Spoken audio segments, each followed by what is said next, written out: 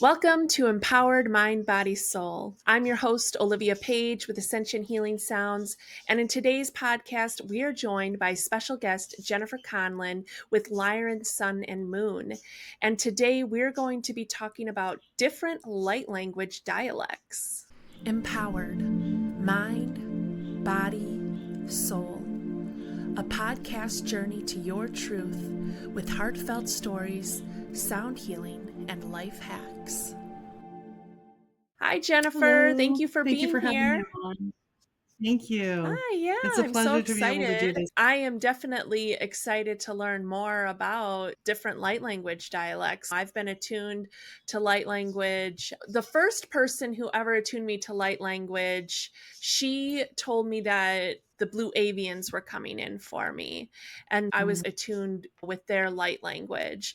And then as I was practicing my light language, she had said I was doing light language of the Pleiadians and the Orions and so different things. But to me, the way I present the light language, it all sounds the same to me. But I was also, I think, speaking light language then, where now I just sing light language.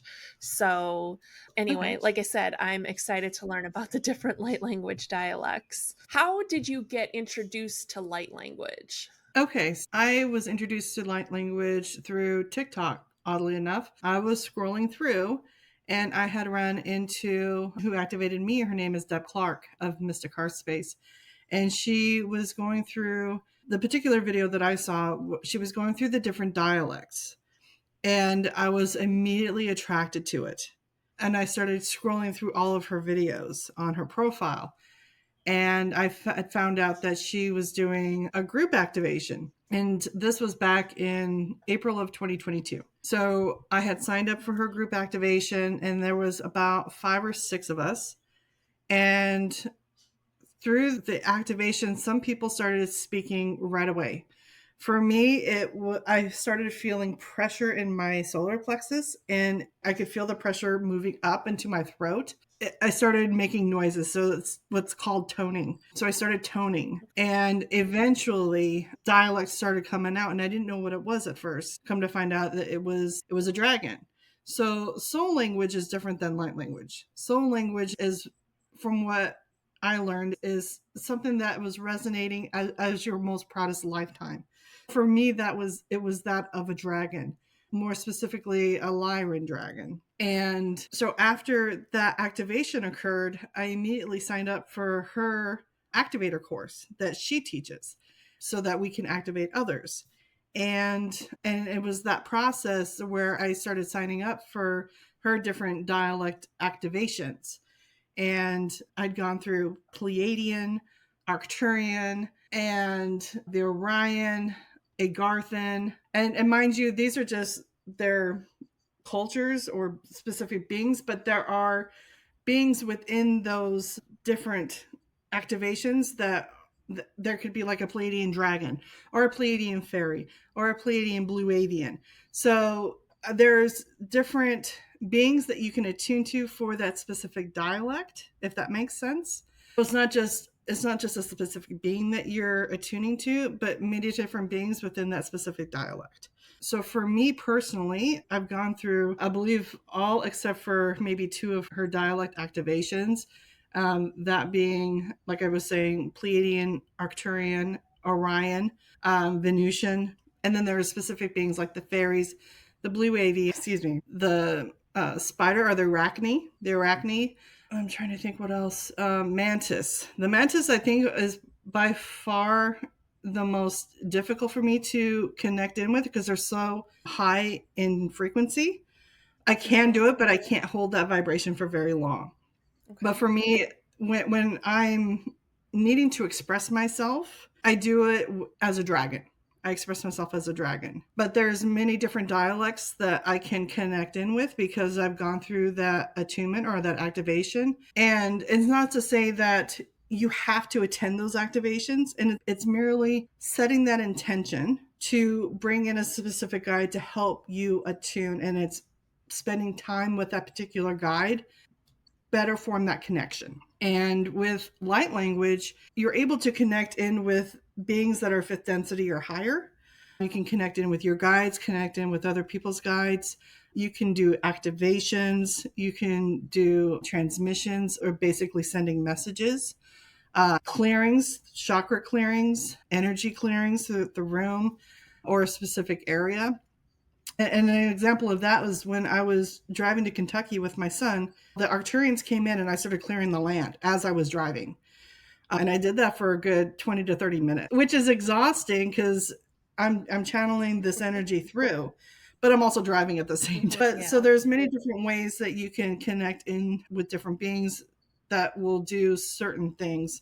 I find that when I need to heal the upper chakras, I'll call in the mantis, the fairies, the blue avians, some Arcturians. And for the lower chakras, I'll call in the dragons, the arachne, some Orion beings, like beings from Betelgeuse. I'll call them in because their main focus is on the lower chakras, so solar plexus sacral and the root chakra.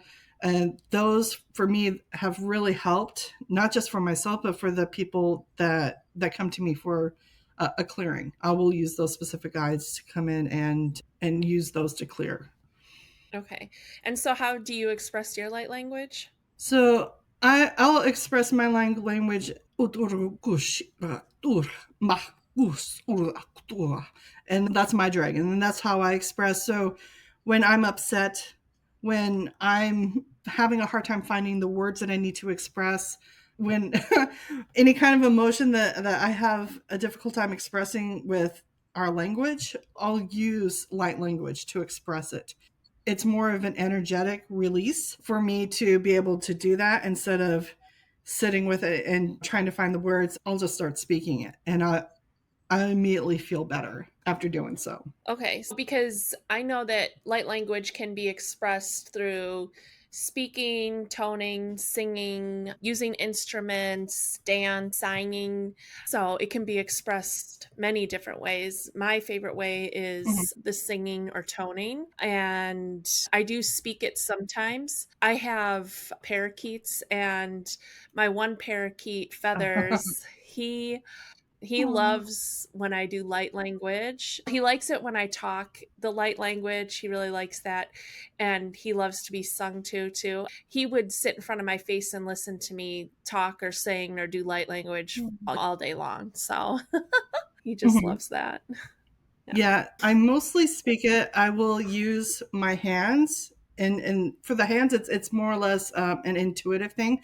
So I don't always use my hands, but if I'm doing any kind of activation, I will use my hands, and it helps to like bring in the energy and encode it into specific places. Because sometimes I'll be at a certain chakra, and so it's bringing in those codes for that specific chakra.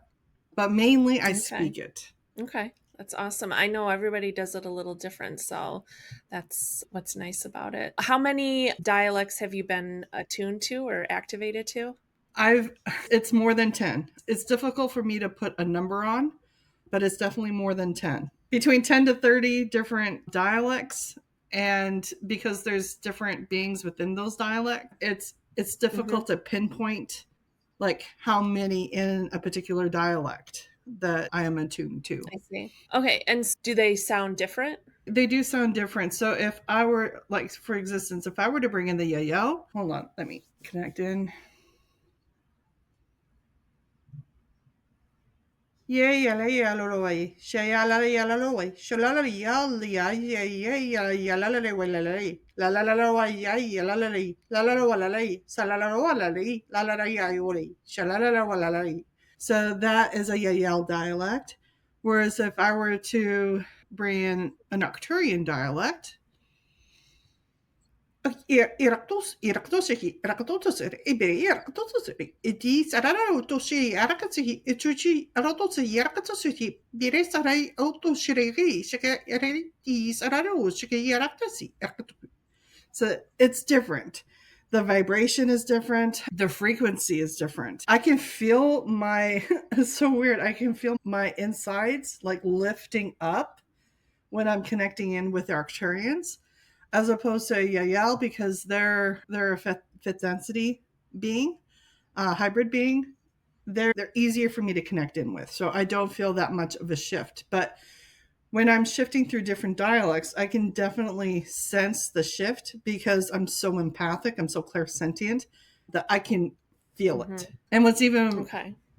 more strange is I can actually feel my face transforming, which is the weirdest thing ever. Yeah, I've heard other channels say that too, like when they're channeling or trans channeling, they can feel the features of the being that they're channeling, or even when they watch back maybe a recording or a video, they feel like, oh, I look like that being that I saw or whatever. Yeah. Yes, absolutely.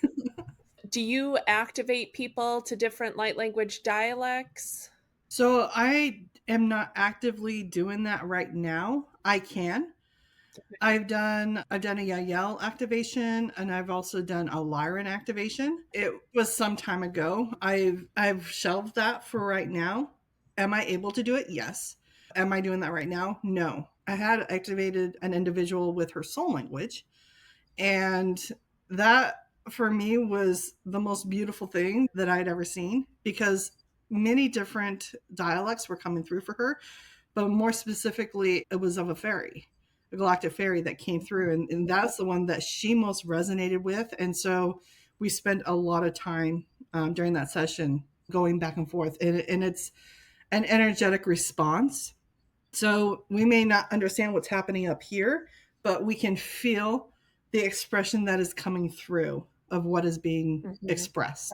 What does a soul activation look like, or how is that session done? So when someone signs up for a soul language activation, I will go through and I'll start the clearing, and then I will have them set the intention that they are opening up to welcome in their soul language. And before the session even starts, I'll start receiving codes. And what does that mean is I will start receiving the downloads for those codes. So I will feel them coming in, and I know that this is meant for that specific person. And so when we go through that process, I'll be bringing in the codes, and then I'll start speaking whatever dialect that comes through.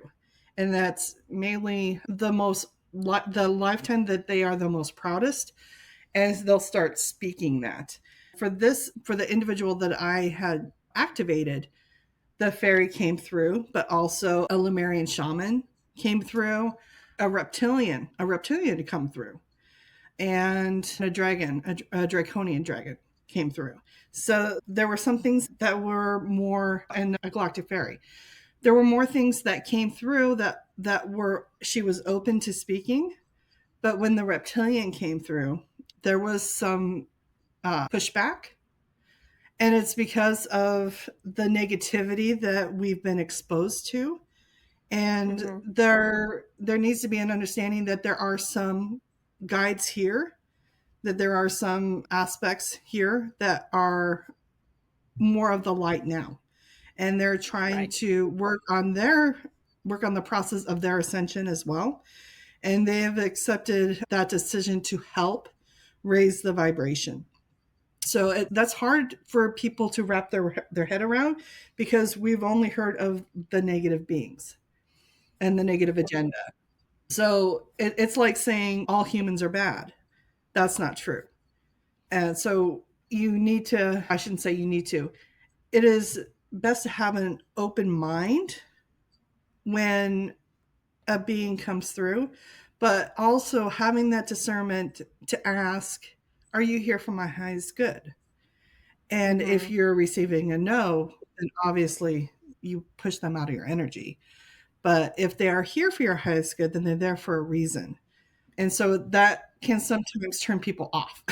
Okay, but when you're doing this activation, this soul language activation, about how long does it take and how are you? I still don't understand how you're doing it. Are you performing light language? Are you doing Reiki? What is going on? So like I said, when I started off, I'm clearing them. So I'm bringing in the codes to clear them energetically. And Hmm. then I start speaking the soul language that is coming through for them. So it's their soul, but it's like I'm channeling it, and it's trying to Okay. get them to attune to it. And if more aspects of them start coming through, then I'll be speaking that as well to try and get them to attune to it. So it generally takes about an hour, and we spend the first 10 to 15 minutes clearing and encoding, and then the next 20 to 30 minutes bringing the activation or the attunements through for their soul language, because you can have more than one, but one is mainly the one that you resonate the most, the one that you are able to speak with absolutely no issue. That is the one that is your particular soul language. Now, fractals of yourself can come through, but for this particular person, it was as a galactic fairy. So when we went through and brought through the different fractals of ourselves, we went back to the galactic fairy and we spent the majority of the time speaking. She would speak, I would speak, and like I said, we weren't understanding what was being said up here, but more or less resonating with our heart chakras what is being said. And so after that had ended, we I allowed her some time to ask questions if she had any. And this was a Zoom session, so it was recorded. And I send the recording after it's compiled so that she can go back and revisit that activation. The more that you interact with it, the more you're in that energy, the more you're able to practice with that. Okay. So let's tell the viewers, what is light language? So for me, light language is a means of an expressing of fifth dimension and above. It can, like we said, it's verbally, it's using encoding, singing, dancing, written expression. It's a mean of transmitting messages and doing activation, connecting in with your guides. So when I connect with my guides, I'm speaking light language to them and I'm getting a response telepathically. So that for me, that is light language. Yeah. Yeah, I think light language is channeling high vibrational energy as a means of creative expression. And Mhm. like you said, it can be expressed in all those different ways and for healing. So I use it for healing. I'll just be singing light language for no reason, just because I like to sing. But then when I do a clearing session, I'm using my light language to clear. So as I go through maybe the chakra system and see where there are blocks, then I bring in the light language Mhm. to clear whatever it is that came up in that area of the body. Exactly. Yeah. Yeah. And I do that as well. That's one of the services that I offer. Okay. And But sorry. no, go ahead. So there are times where I'll do events in my Facebook group. And even though it's not meant to do a clearing, I'll sometimes go in and if I know that they need it, I'll give that to them. And I'll let them know, okay, I'm sensing a block in your crown chakra. So I'll go in and I'll start working on removing those blocks, those energetic blocks, and then scanning all the way down. Do you know what are light codes? So light codes can be expressed. For me, light codes can be expressed in different ways. They're for me either it's written or it's geometric shapes, like what the Mayan curanderos use. But light codes are like a transmission, a message. It could also be an activation. I Okay. know several people who do paintings, do activation paintings, and it's Yeah. like someone will approach them and I'm like and ask them, can you do an activation painting for me? So they'll tune into their guides and they'll create an activation painting or a transmission painting for them that is specifically in light codes. Okay. Yeah, I have this deck here, my Beyond Lumeria deck from Izzy I have that Ivy. too. It's smaller. This Yeah, this is all light code. So this is a light language deck. And Hmm. then I have another deck that is all light codes. The artist that did it, it's all light codes. Hmm. I'll put in a picture of it when I edit this. But yeah, I Okay. think it's from Brian Mears or something like that. And that's also a light code I'll deck. check. And of course, those I'm sure aren't the only two, but they're the ones that I know of where the art itself, the cards itself, have been imbued with light codes. So it's like, Yes, see all the light codes in this deck. Yeah. Yeah. absolutely. And it's beautiful. It is a very beautiful deck. So you mentioned the Mayan light language. Can you tell Mhm. us a little bit about that? Depending on who you speak to, and everyone who's in the lineage who does light language from the Mayan curanderos, it's going to probably give you a different answer. For me specifically, I think it is a beautiful marriage of the colors and the geometric shapes that will create a specific intention. So we know that shapes hold a specific frequency and colors hold Like a sacred specific geometry? vibration. It's a sacred geometry, correct. And this could be anywhere from just a cube or a square, but it's a cube. It could be a pyramid. It could be, they call it an ice cream cone. So it's in the shape of an ice cream cone, or it could be a multifaceted one, such as an dodecahedron. The more advanced you go with the shapes, the more intricate and multidimensional the intention is.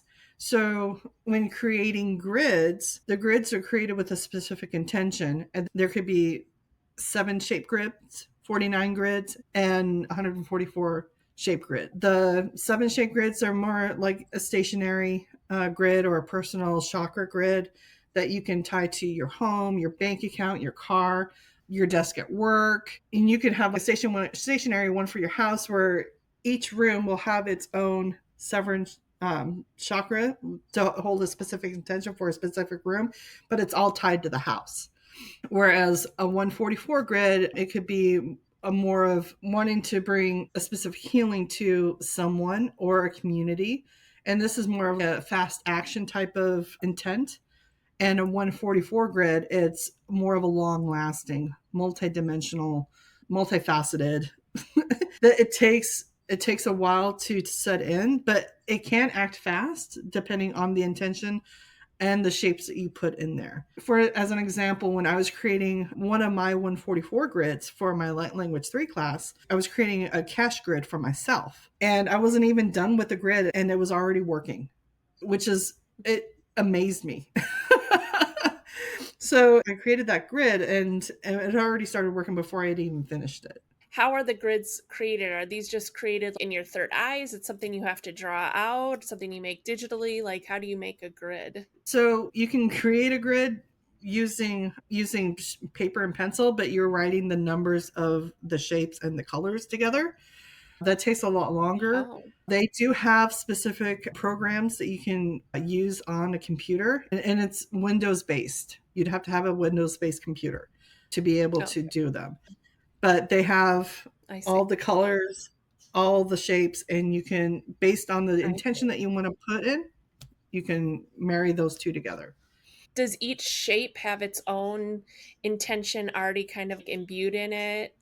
And so then you Yes. pick through, okay, I want this intention in this grid and this intention. And I see. So Okay. so That's if you're interesting. creating like a regular chakra grid, you would follow the chakra colors. But then you would choose the shape with the particular color that you would want to put in for whatever energy that you are wanting to bring in for yourself.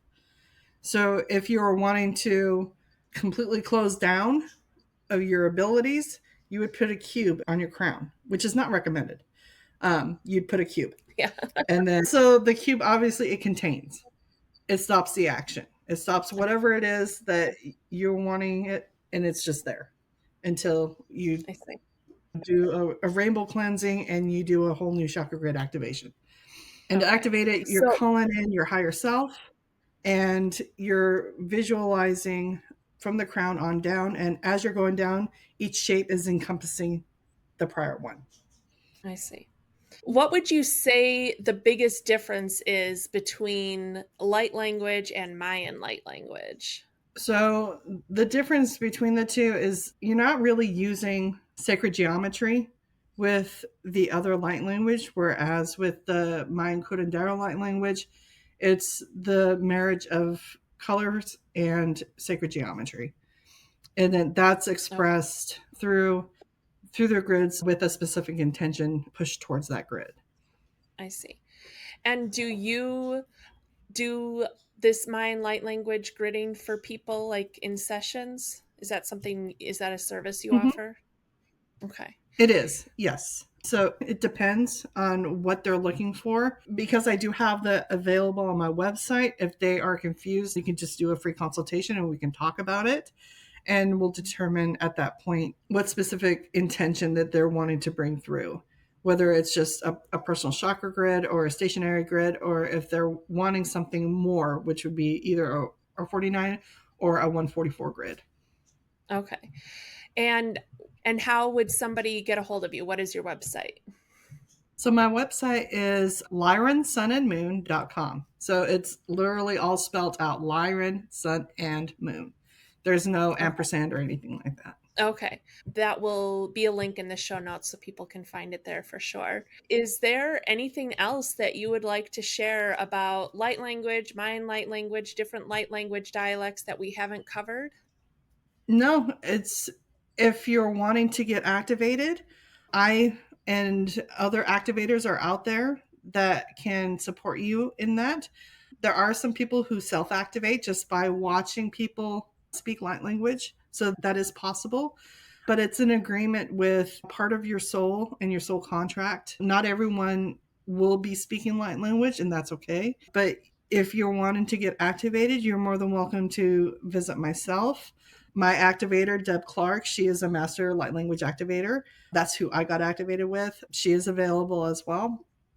And we do offer services to help support those who have activated it in their light language and want to expand more. There are mentorship Okay. services available on my website as well. Okay, awesome. With the light language, and if you're getting activated to different dialects, and then Mhm. you want to actually express that light language, do you have to call in that being that stepped forward for you, that Arcturian fairy or dragon or whatever it was? Do you call that being in and say, I intend to use this Arcturian dragon light language or something like that? And do you set an intention behind what that light language will do as you're using it? Absolutely, yes. So obviously, intention is key. Setting the intention to bring in a specific being to attune to that particular dialect. So if I were to say, I'm setting the intention to connect in with my Arcturian dragon, I would wait, and I'm already getting chills right now. So then I would wait for confirmation, and then I would just wait for the energy to come in, and then I would start either speaking or toning to the point where I can start speaking where I'm able to express myself in a more fluid way. Okay, I see. All right. And do some people have to practice before it starts working? Yes, some people do. I myself, what I've done is I'll allow myself a couple of days to integrate.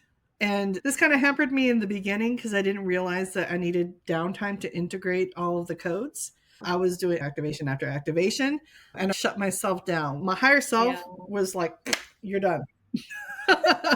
So, allowing yourself time after each activation is definitely important. Allowing yourself to integrate, because when you're activating in a certain dialect, sometimes there are memories that come forward. And what I mean by that is memories from those lifetimes. For me specifically, the ones that were most traumatic, and we were going through the different Pleiadian dialects. A Pleiadian Lyran dialect came through, and I lost my stuff because I started Oh, getting memories flooded back, my children being separated from me, and I was not able to find them in that lifetime. And this was happening with the Galactic Wars and trying to find a suitable place where they ended up seeding here on Earth. I wasn't able to connect back in with them in that lifetime. So that was very traumatic for me. And I had learned that I needed to clear this lifetime.